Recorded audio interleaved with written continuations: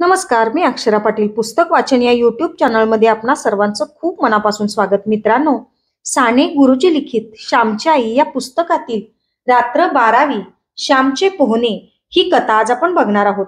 तत्पूर्वी चॅनलवर पहिल्यांदाच असाल किंवा चॅनल यापूर्वी सबस्क्राईब करायचं राहून गेलं असेल तर चॅनल आधी सबस्क्राईब करा आणि व्हिडिओ कथा कशा वाटतात ते कमेंट बॉक्समध्ये जरूर कळवा.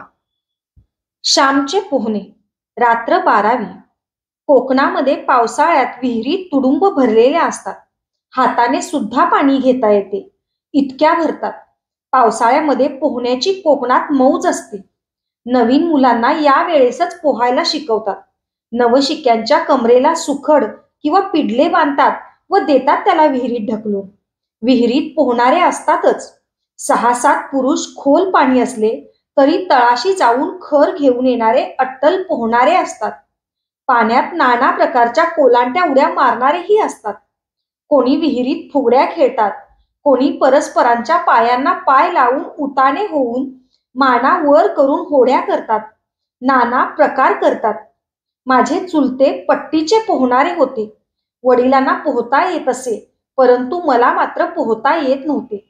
दुसरे पोहत असले म्हणजे मी मजा पाहावयास जात असे, परंतु स्वतः मात्र पाण्यात कधी गेलो नाही. मला फार भीती वाटे. आमच्या शेजारची लहान लहान मुलेही धडाधड उड्या टाकीत, परंतु मी मात्र भित्री भागूबाई.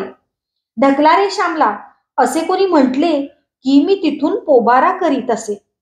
माझी आई पुष्कळ वेळा म्हणे, अरे श्याम, पोहायला शिक. ती लहान लहान मुले पोहतात आणि तुला रे कसली भीती? तुला बुडू का देतील इतके सारे जण?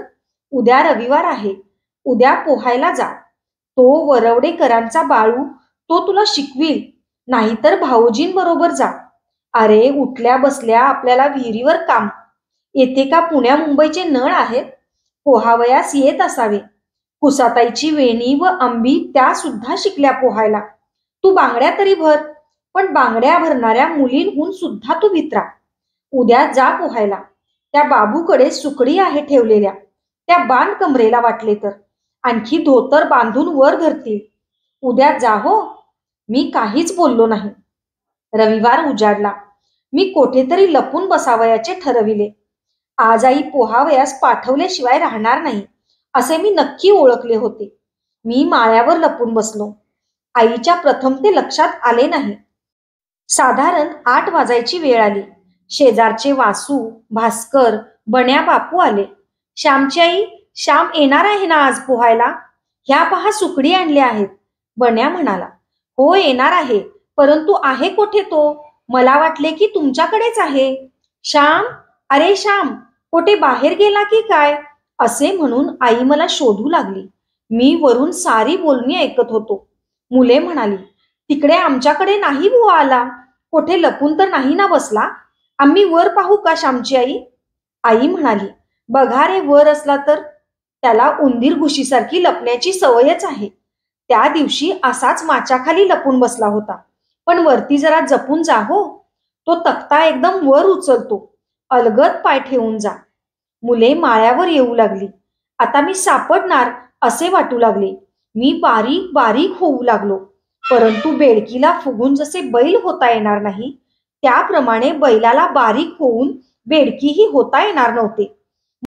मला असे वाटले की भक्ती विजयात ज्ञानेश्वर एकदम लहान माशी होऊन तळ्यातून पाणी पिऊन आले, तसे मला जर लहान होता आले असते तर. भाताच्या कणग्या आड मी मांजरासारखा लपून बसलो होतो. नाही रे येथे, तो का येथे लपून बसेल अडचणीत? एक जण म्हणाला, चला आपण जाऊ, उशीर होईल मागून. दुसरा म्हणाला. इतक्यात भास्कर म्हणाला, अरे तो बघा त्या कणगीच्या पाठीमागे, श्यामच तो. सारे पाहू लागले. श्याम, चल ना रे, असा काय लपून बसतोस? सारे म्हणाले, आहे ना वर. मला वाटलेच होते वरती लपला असेल म्हणून. घेऊन जा त्याला, नेल्याशिवाय राहू नका. आई म्हणाली. ती मुले जवळ येऊन मला ओढू लागली. परंतु किती झाले तरी ती परक्यांची मुले, ती जोर थोडीच करणार. ती हळूहळू ओढीत होती व मी सर्व जोर लावित होतो. श्यामची आई, तो काही येत नाही व हलत नाही. मुले म्हणाली. आईला राग आला व ती म्हणाली, बघू दे कसा येत नाही तो. कोठे आहे कार्टा? मीच येते, थांबा. आई वर आली व रागाने माझा हात धरून तिने ओढले. ती मला फरफटत ओढू लागली. तसे मी हटून बसतच होतो. एका हाताने आई ओढत होती व दुसऱ्या हाताने ती शिमटीने मारू लागली. आई मुलांना म्हणाली, तुम्ही धरा हात व ओढा, मी पाठीमागून हाकलते व झोडपते चांगला, बघू कसा येत नाही तो. मुले मला ओढू लागली व आई शिमटीवर शिमटी देऊ लागली. नको ग आई मारू, आई आई मेलो, मी ओरडू लागलो. काही मरत नाहीस, उठ, तू उठून चालू लाग. आज मी सोडणार नाही तुला. पाण्यात चांगला 2-4 वेळा बुडवा रे याला, चांगले नाका तोंडात पाणी जाऊ दे. उठ, अजून उठत नाहीस, लाज नाही वाटत? भिकारड्या लपून बसायला, त्या मुली आल्या बघ फजिती बघायला. असे म्हणून आईने जोराने मारणे चालविले. जातो मी, नको मारू, मी म्हटले. निघ तर, पुन्हा पळालास तर बघ, घरात घेणार नाही. आई म्हणाली, श्याम, अरे मी सुद्धा उडी मारते. परवा गोविंद काकांनी मला खांद्यावर घेऊन उडी मारली, मज्जा आली. वेणू म्हणाली, सोडा रे त्याचा हात, तो येईल हो. श्याम, अरे भीती नाही, एकदा उडी मारलीस म्हणजे तुझा धीर आपोआपच चेपेल. मग आम्ही नको म्हटले तरी तू आपण होऊन उड्या मारशील. रडू नकोस, बन्या म्हणाला. देवधरांच्या विहिरीवर वर्डेकरांचा बाळू व इतर तरुण होतेच. काय, आज आला का श्याम? ये रे, मी सुकडी नीट बांधतो हो. असे म्हणून बाळू वरवडेकरांनी माझ्या कमरेत सुकडी बांधल्या. विहिरीत खाली 2-4 जण चांगले पोहणारे होते. मी थरथर कापत होतो.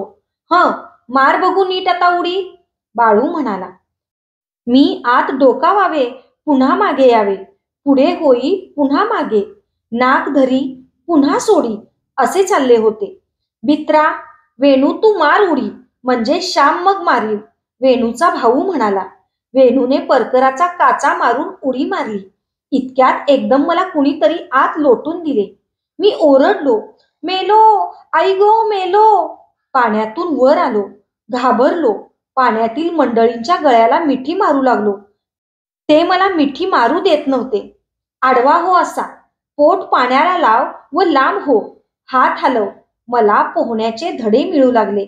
बाळूनेही उडी घेतली व त्याने मला धरिले. माझ्या पोटाखाली हात घालून तो मला शिकवू लागला. घाबरू नकोस, घाबरलास म्हणजे लवकर दम लागतो. एकदम कडेला धरावयाला नको बघू आणि अगदी जवळ गेल्याशिवाय कडा धरू नये. बाळू वस्तुपाठ देत म्हणाला. आता फिरून उडी मार, चढ वर, बन्या म्हणाला. मी पायऱ्या चढून वर आलो, नाक धरिले.